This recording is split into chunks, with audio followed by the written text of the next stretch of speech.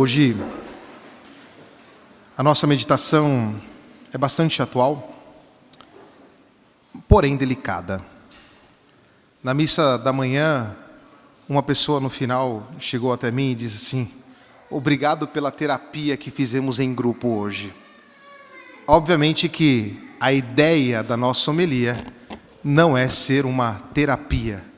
A ideia da nossa homilia é oferecer a proposta de Jesus e fazer-nos meditar sobre esta proposta na realidade da nossa vida. Existe um grande imperativo dentro da nossa cultura atual. Querer justificar o nosso presente olhando para o nosso passado.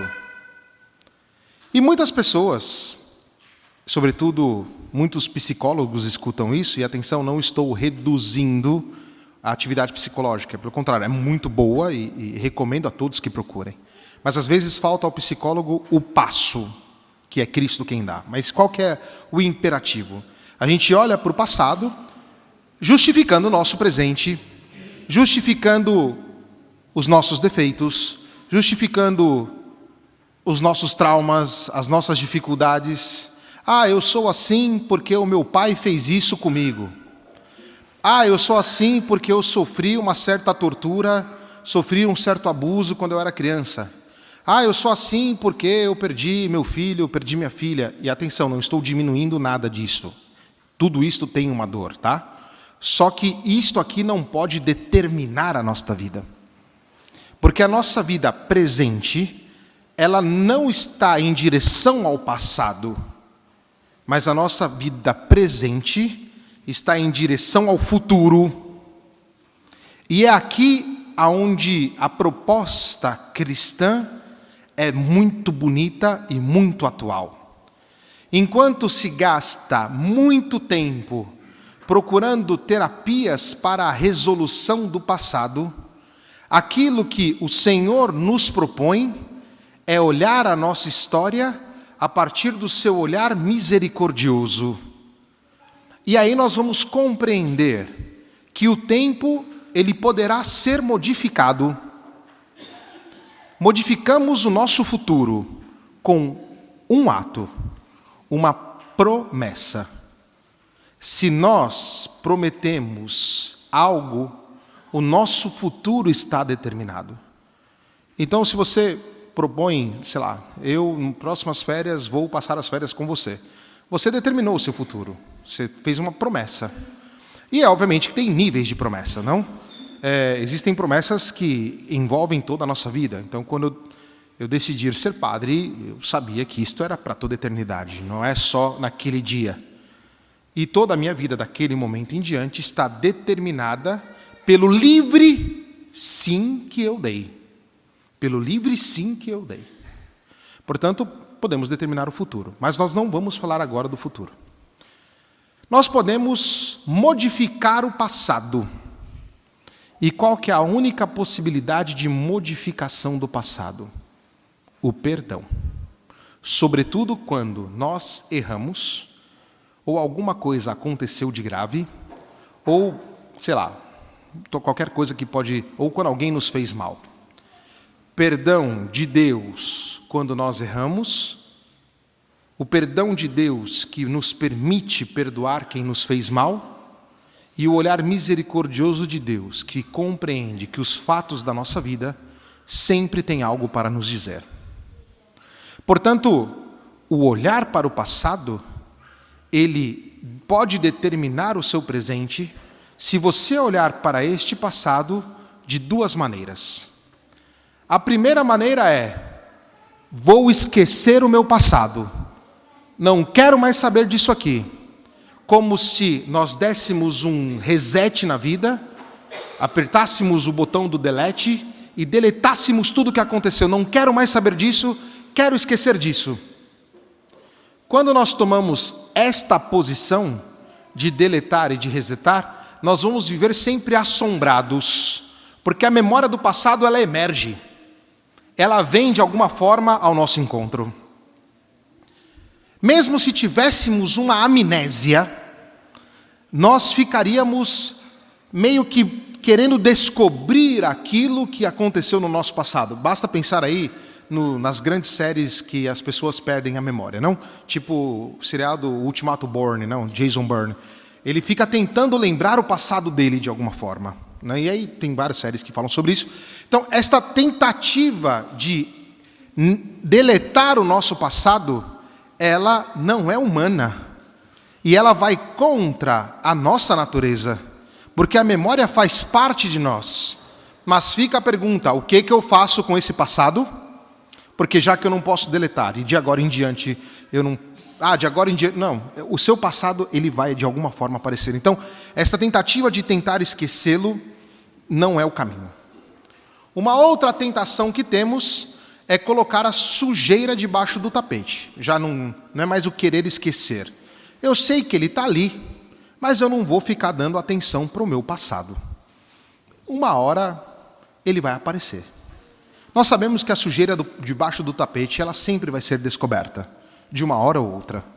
E dependendo do tipo de sujeira que nós colocamos ali, podemos inclusive estragar o tapete. Portanto, esta segunda proposição, que é a proposição de, ok, faço de conta que nada aconteceu, ela também não nos ajuda. Porque de alguma forma, esta sujeira vai levantar o pó.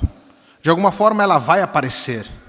E aquilo é que vai nos deixar dentro deste looping de tristeza, de incômodo, de não sei o que fazer, que vai nos jogar para dentro do nosso quarto, não vai permitir que nós olhemos para os nossos irmãos.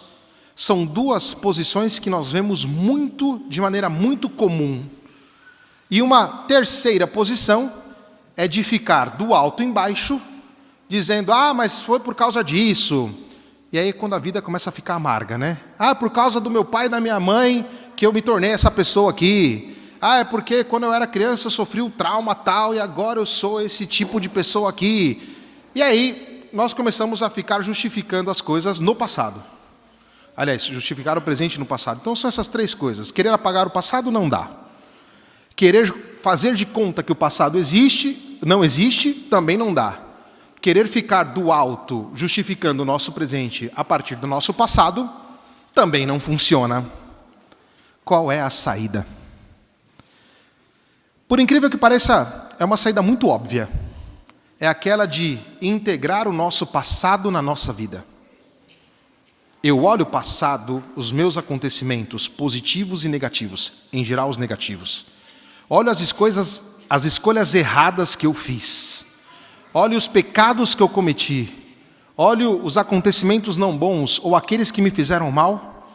E eu olho para esse passado não a partir de uma clausura, mas a partir do olhar misericordioso de Deus. De Deus que perdoa os meus pecados. De Deus que me dá a força de perdoar quem me fez mal. E Deus que me dá a graça de compreender que em qualquer ato, mesmo quando nós tenhamos sido vítimas deste acontecimento, vamos supor, este acontecimento tem algo de divino para mim. Ele não é fechado em si mesmo, ele se abre para algo maior. Portanto, o passo é o passo da integração do passado na nossa vida. Só que quando integramos o passado na nossa vida, aquilo que se espera de nós é do presente em diante.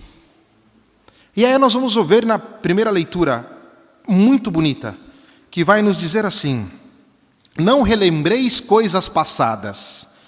Quando é que a gente não relembra as coisas passadas? Quando as coisas do passado, elas não ficam ali determinando a nossa existência. Porque uma vez que elas estão integradas, a gente nem se dá conta daquilo. Portanto, aquilo que Deus propõe é: não relembreis, não fazeis memória das coisas passadas.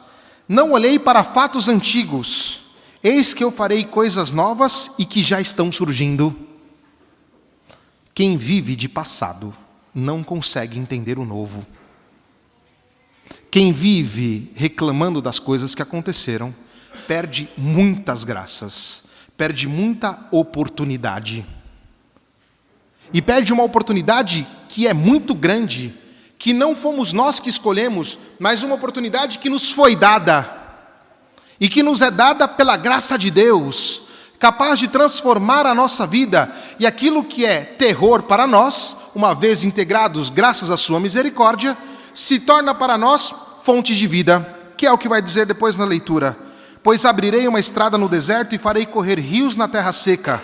Hão de glorificar-me os animais selvagens, os dragões e os avestruzes, porque fiz brotar água no deserto e rios na terra seca, para dar de beber ao meu povo, a meus escolhidos. Portanto, aquilo que a graça de Deus faz na nossa vida não é ficar lembrando coisas do passado, mas reintegra pela graça da misericórdia o passado na nossa vida e faz brotar em nós um rio de água viva. E nós sabemos que o rio não corre para dentro, né? O rio, quando ele nasce da sua fonte, ele corre para frente. Ele corre em direção àquilo que é maior, em direção ao mar. Ele não tem medo de entrar no deserto, ele é mais forte que o deserto. Os dragões, os avestruzes, como diz aqui, são animais selvagens, duros, não animais que parecem ser horripilantes para nós, não tem mais problema. E aqui não é um conformismo, aqui é uma posição de responsabilidade, porque eu escolho o perdão de Deus para mim. Eu entendo que eu talvez tenha escolhido uma coisa errada na minha vida. Eu entendo que eu tenha cometido um pecado na minha vida. Eu compreendo que talvez eu tenha feito isto ou aquilo, mas eu compreendo sobretudo que Deus, na sua infinita bondade, me perdoa, mas não me perdoa para eu ficar no mesmo lugar. Me perdoa para me lançar as coisas que estão à frente. E por isso a vida do cristão, e aqui podemos também citar o simbolismo do cristianismo, que é o peixe, né? Um dos símbolos. O peixe nunca nada de costa, o peixe só nada de frente. Nós cristãos somos esses que andamos adiante. E é o que vai dizer São Paulo na segunda leitura. Ele vai dizer que eu, esquecendo o que fica para trás, eu me lanço para o que está na frente. Corro direto para a meta, rumo ao prêmio que do alto Deus me chama a receber em Cristo Jesus.